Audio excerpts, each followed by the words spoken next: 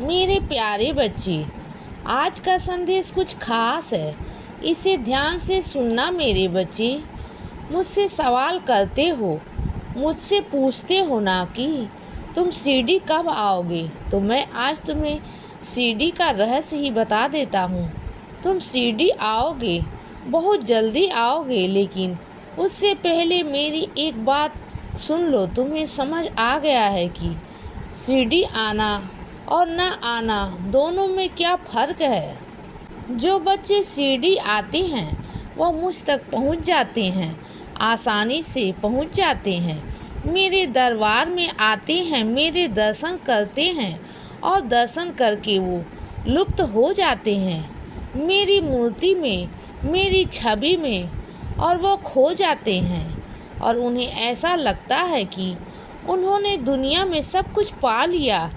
यह भी और ऐसा सच भी है, क्योंकि सीढ़ी में आकर सीढ़ी का जो माहौल है, सीढ़ी का जो वातावरण है, उसमें खोकर तो देखो। एक बार खोओगे तो ज़िंदगी भर के लिए बार बार आने का दिल करेगा। मैं मानता हूँ कि जो बच्चे सीढ़ी आते हैं वह बेहद ही किस्मत वाले होते हैं, बहुत किस्मत वाले होते हैं, जिनको सीढ़ी में आना नसीब में लिखा होता है। अब बात आती है कि मेरे उन बच्चों की जो सीढ़ी नहीं आ सकते। कोई भी मजबूरी हो सकती है। मजबूरी हो सकती है कि उनके पास इतना पैसा न हो कि वह मेरी सीढ़ी तक पहुंच सके। मजबूरी हो सकती है कि उनको स्वास्थ्य उनका आज्ञा न देता हो, स्वास्थ्य उनको वहां तक लाने में असमर्थ हो। यह भी हो सकता है। लेकिन एक बात तुम्हें बताता हूँ कि मेरे जो बच्चे सीढ़ी नहीं आ पाते, उनके मन में सीढ़ी आने की लालसा होती है।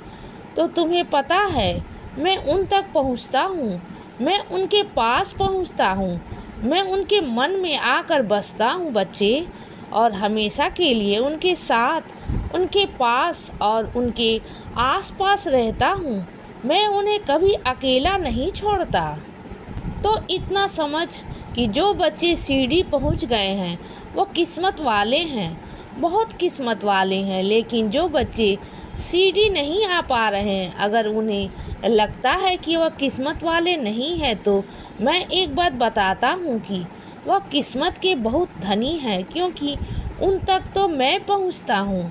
बात तो मिलन की है, बात तो मिलने की है, मिलाप की है, एक दूसरे को देखने की है, एक दूसरे से मिलने की है।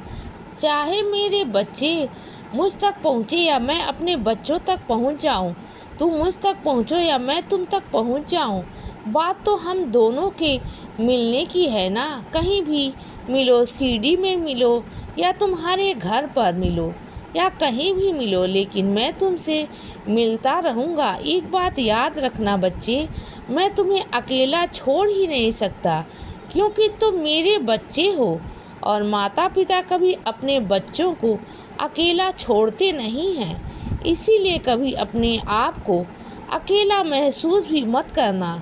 इसीलिए बच्चे सदा खुश रहो और हमेशा मुस्कुराते रहो। मेरा आशीर्वाद हमेशा तुम्हारे साथ है बच्चे। अब रात हो गई है मेरे बच्चे, अब सो जाओ। शुभ रात्रि।